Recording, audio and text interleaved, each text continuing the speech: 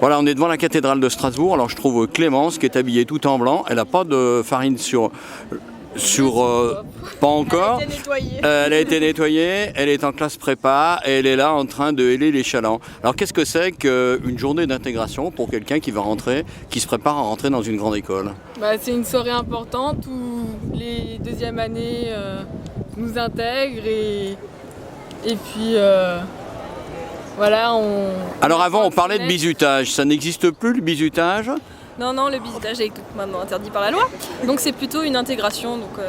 Alors ça consiste en quoi? L'intégration, bien sûr, on les salit un petit peu pour rigoler, mais après... C'est-à-dire qu'on les asperge de farine? Oui, de farine, de mousse à raser, enfin voilà, mais bon, ils se vengent un peu. Oui, c'est vraiment gentil, c'est rien de méchant, on reste très clean, parce que donc, on est obligé, et puis... pas d'intérêt non plus à dépasser trop les bornes. Et puis après, on fait des petits groupes comme ça pour que tout le monde se connaisse, pour faire connaissance avec les nouveaux, avec les nouveaux avec les anciens. Et puis voilà, comme ça, que tout le monde soit bien intégré dans la prépa, puisque c'est quand même 2 ans assez compliqués.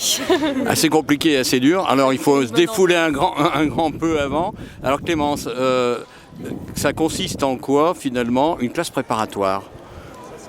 C'est 2 ans d'années préparatoires pour accéder à des grandes écoles après. Alors vous vous destinez à quoi par exemple? Vétérinaire, donc il y a des écoles vétérinaires, d'agro, de géologie, des écoles d'environnement aussi, de chimie.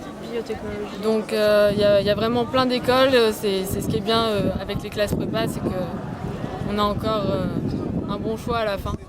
Quand vous hélez là des gens dans la rue, vous leur demandez quoi? Outre de l'argent? Un sourire. Un sourire, oui, rien de spécial.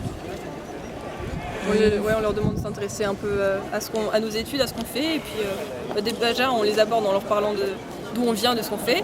Et puis après, bien sûr, on leur propose des petites animations, un échange, une petite donation, voilà, justement pour participer à la finance de nos études et de nos recherches, parce qu'on fait des TIPE, Alors toutes les trois, vous avez entre 17 et 19 ans. À 17 à 19 ans, le rituel, c'est encore important?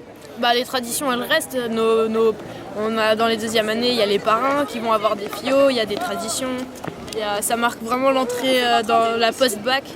Ça marque l'entrée dans la classe prépa et c'est important. Ça se transmet d'année en année parce que on a apprécié notre soirée d'intégration et du coup on veut le partager avec les suivants et petits que nouveaux. tout le monde puisse vivre ça. Mais on pensait que pour la jeunesse, justement, les traditions, c'était un petit peu à mettre par terre parce qu'il fallait aller de l'avant. Non. Il y a des choses à garder, ça dépend des choses, mais il y a des choses à garder et c'est à transmettre. Je pense que c'est des valeurs et quand c'est bien, ça va. C'est vrai que le bizutage, ça fait un peu peur, par exemple, dans médecine ou tout ça. Je sais que j'ai des amis qui ont peur du bizutage, mais quand les soirées d'intégration, ça reste sympa. C'est convivial, quoi. Et voilà, c'est vraiment se connaître, faire connaissance, marquer l'entrée. C'est rien de... c'est une soirée, c'est sympa, quoi. Dans une société, c'est ma dernière question, dans une société en perte de repères, qu'est-ce qu'il faut transmettre? En termes de repères?